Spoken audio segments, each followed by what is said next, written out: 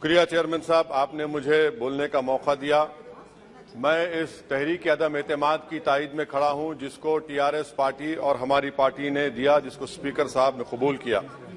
Sir, मैं 11 point आपके सामने रखूंगा जो मैं बताने की कोशिश करूंगा कि क्यों हम इस तहरीक अदम एतमाद की तायद में और मोदी हुकूमत की मुखालिफत में खड़े हैं। सर, हालिया दिनों में हमारे मुल्क में ट्रेन में एक वर्दीपोश दहशतगर्द ने अपने सीनियर मीना साहब का कत्ल करने के बाद ट्रेन के कंपार्टमेंट में जाकर नाम पूछकर, चेहरे पर दाढ़ी देखकर, कपड़े देखकर उनको कत्ल कर दिया और उसके बाद उसने कहा कि इस देश में रहना है तो मोदी को वोट देना पड़ेगा। मैं हुकूमत से जानना चाहूंगा कि क्या ये अक्सरियती तबके की एक्सट्रीमिज्म और रेडिकलाइजेशन की बेहतरीन मिसाल नहीं है, और अगर है तो फिर हुकूमत इस पर क्या करेगी।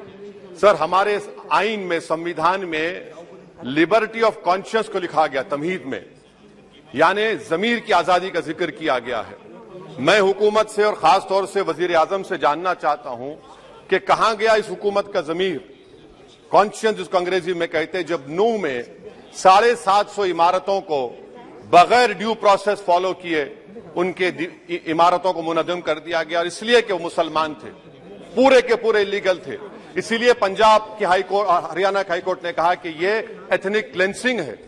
इसकी एक बेहतरीन मिसाल है उस हुकूमत की। तीसरी है कि इस मुल्क में एक नफरत का माहौल, बल्कि एक आतिश को पैदा कर दिया गया, मुसलमानों के खिलाफ नफरत का माहौल। ये 9 साल का इनका ये कारनामा है। तीसरा सर, मणिपुर के ताल्लुक से कल बड़ा लंबा जवाब वजीर दाखिला ने दिया। सर, आसाम राइफल के ऊपर केस बुक हो जाता है, FIR हो जाता है। क्या हो रहा है वहां पर?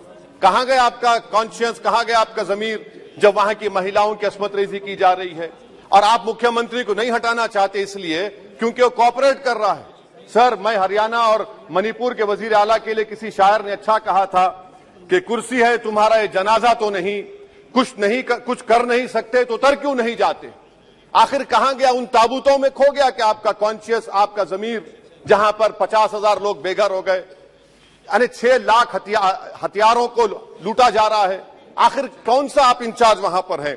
सर, 4था पॉइंट, हिजाब को एक मसला बना दिया गया और मुस्लिम बच्चों को तालीम से महरूम कर दिया गया।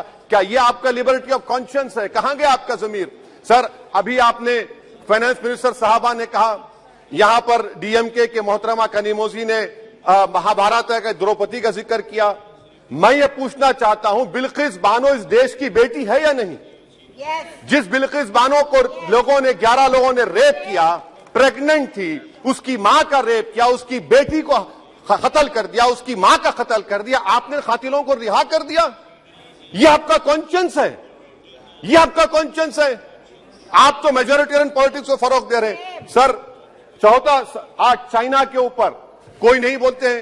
प्रधानमंत्री मोदी ने उस वक्त 2013 में, जब प्रधानमंत्री नहीं थे, कहा था कि समस्या बॉर्डर पर नहीं, दिल्ली में है।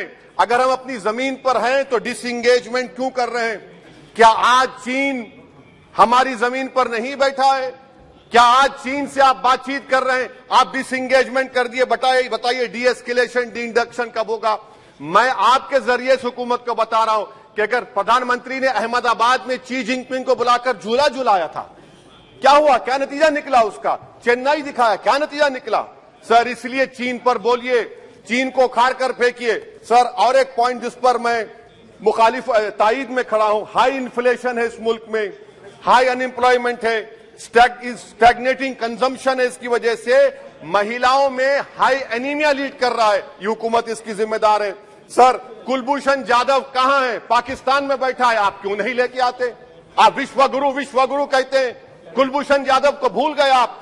कतर में 8 नेवी ऑफिसर 1 साल से जेल में हैं, आप नहीं ला सके उनको। सर, और एक चीज, 1991 का प्लेसेस ऑफ वर्शिप एक्ट इस ऐवान में पास किया गया था कि तारीख के जख्मों को नहीं खुरेदा जाएगा।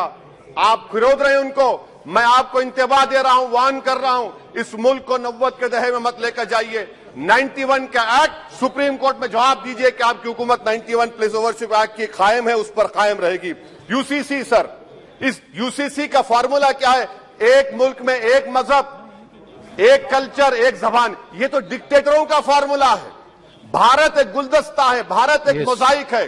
यहाँ पर बेशुमार जबानें, बेशुमार मज़ाहिब बोले जाते हैं और हिंदू अनडिवाइडेड फैमिली में Now, OICG, please try to conclude. Sir I am concluding 8 crore 75 Hindu खानदानों को 3,800 करोड़ डिडक्शन मिला। इसके बारे में आप क्या कहेंगे सर? और मैं कंक्लूड करने से पहले आपको बताना चाह रहा हूं कि माइनॉरिटी वेलफेयर का बजट 40% कम कर दिया गया। पढ़ो प्रदेश, प्री मैट्रिक स्कॉलरशिप कम कर दी गई, मौलाना आजाद फाउंडेशन खत्म कर दिया गया फेलोशिप, और इसकी वजह से 1,80,000 मुसलमान हायर एजुकेशन में गायब हो चुके हैं। सर, मैं इख्तिताम में कह रहा हूं कि पसमानदा मुसलमान से प्रधानमंत्री को बड़ी मोहब्बत है। ये कौन सी आपकी मोहब्बत है पसमानदा, जो आपका एक मुसलमान मिनिस्टर नहीं है वहां पर? इखलाक से लेकर, पीलू खान से लेकर, अफान अंसारी से लेकर लुकमान अंसारी, मॉब लिंचिंग पूरे पसमानदा मुसलमान की होती है। पावरलूम बंद है अंसारियों के, कुरैश बरादरी का कारोबार बंद किया जाता है। स्पीकर सर, मैं कंक्लूजन में अभी कल हमारे होम मिनिस्टर ने कहा था क्विट इंडिया। अगर इनको मालूम हो जाए कि क्विट इंडिया का नारा एक मुसलमान ने दिया था तो वो भी नहीं बोलेंगे, वो नहीं मालूम था उनको। उसका मैं कंक्लूड कर रहा हूं, उसका नाम यूसुफ मेहर अली था सर। यूसुफ मेहर अली ने क्विट इंडिया का नारा बनाया, जिसको महात्मा गांधी ने सारे देश में एक पैगाम किया। मैं कंक्लूड कर रहा हूं सर, इस देश में अगर आज क्विट इंडिया करना है तो कहना पड़ेगा चाइना क्विट इंडिया।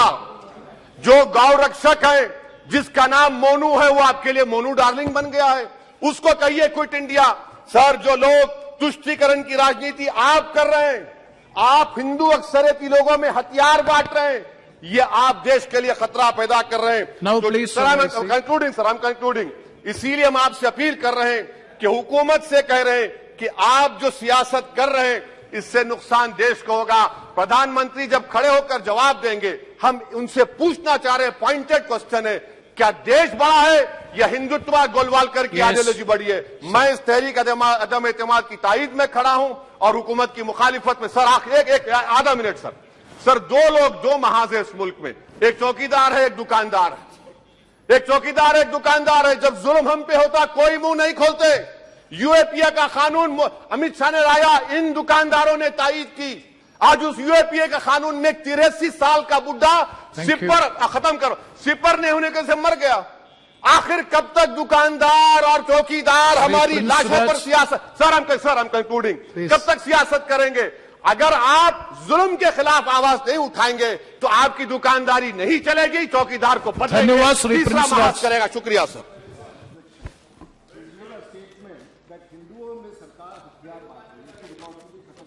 Address.